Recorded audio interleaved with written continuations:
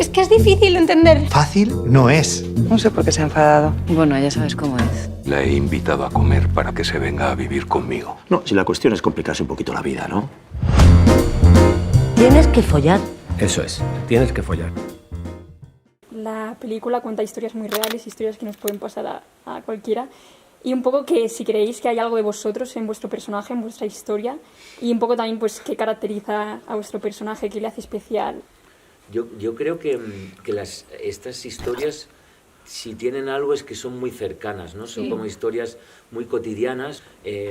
Son personajes que a priori no les pasa nada, tienen vidas satisfactorias, no tienen grandes problemas, pero los problemas se los hacen ellos porque hay un choque entre lo que son y lo que quieren ser. Bueno, yo he estado en alguna, no voy a contarlo, pero alguna vez me ha pasado como sentir que estoy en medio de algo donde no debería estar, que es un poco lo que le pasa, por ejemplo, a Chino en nuestra historia. También he sentido que yo estaba entre dos aguas y no sabía cómo manejarlo. Creo que mi personaje, Laura, es mucho más nerviosa y mucho más histérica que yo, pero sí que creo que Laura tiene algo muy bonito y que yo he podido como identificar, que tiene que ver con el no querer hacer daño a nadie, con intentar apaciguarlo todo, con el intentar cuidar, aunque muchas veces intentando hacer esto te acabas metiendo en un lío que suele ser más perjudicial, pero sí que me identifico a mí en intentar manejar cosas que igual me sobrepasan y me identifico en otras historias también. Creo que cualquiera que vaya al cine y vea la peli va a reconocerse en alguna historia o en algún personaje o en algún momento de su vida. Mi historia la iba a hacer una actriz que es muy amiga mía y en el último momento no pudo hacerla, entonces me llamó Cesc y me dijo: Ana, si puedes, me encantaría que hicieras tú esta historia y tal. Y no me lo pensé porque me apetecía mucho currar con él, no había currado nunca con Chino Darín ni con Javi Rey, y a mí lo que me atrajo del personaje de Laura tiene mucho que ver con esta cosa del patetismo, de cuando estás en una situación en la que no sabes cómo salir de ella y empiezas a meterte en una bola que cada vez se va haciendo más grande, empiezas a huir hacia adelante, que desde fuera y con la distancia y desde la barrera te puede hacer gracia, pero en el momento lo pasas fatal. Bueno, yo coincidí por primera vez con Cesc en la ciudad y descubrí su mundo y me quedé prendado y con muchas ganas de seguir trabajando con él. Y cuando me propuso este guión, pues me tiré de cabeza.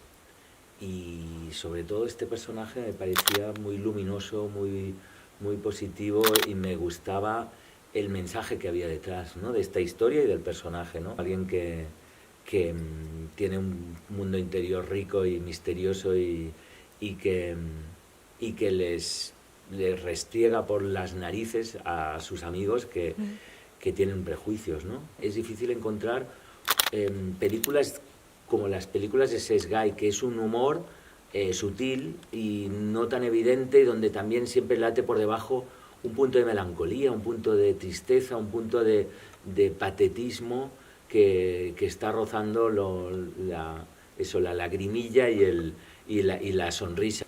Yo creo que me he querido morir en todos los castings, de hecho.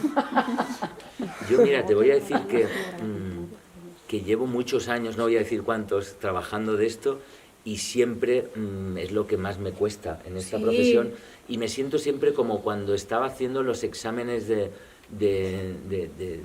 bachillerato. O sea, la pesadilla esta de no me sé la lección, no soy lo que, o sea, no estoy preparado.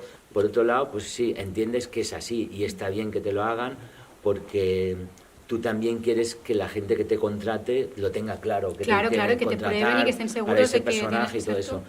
Pero yo a veces es como les digo, mira, oye, he rodado unas cuantas películas, mira alguna, igual hay algún personaje que se le parece a lo que buscas. Me pasó este verano que tenía que hacer un casting por Zoom de una película que era de terror y yo estaba en casa de mis padres en mi habitación de cuando era pequeña.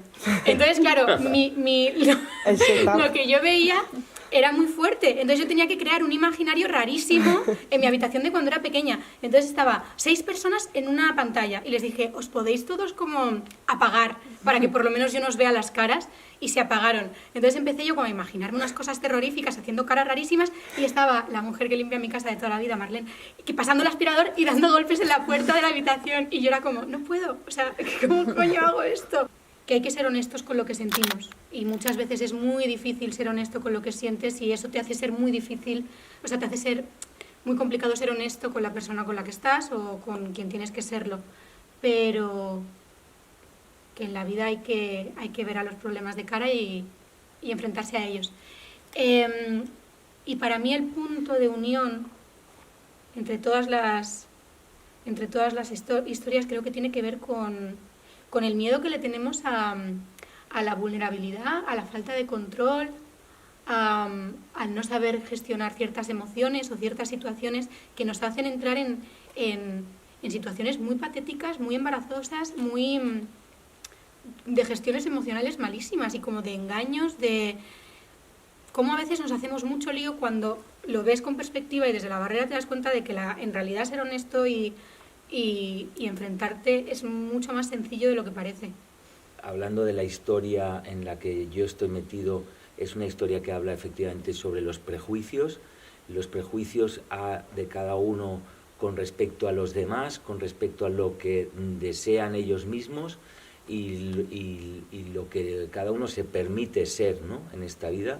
Entonces creo que también es algo que late en todas las historias, los prejuicios de lo que uno tiene que ser o lo que tiene que aparentar y lo que es realmente, y esa lucha que hay entre lo que quieres ser y lo que te permites ser, ¿no? Eso es algo que creo que pasa en todas las historias. Es un tema de medidas a veces, y de ritmo, ¿no? de ritmo y de acento, sí. Si sueltas una réplica más tarde de lo previsto, ahí surge comedia, ¿no?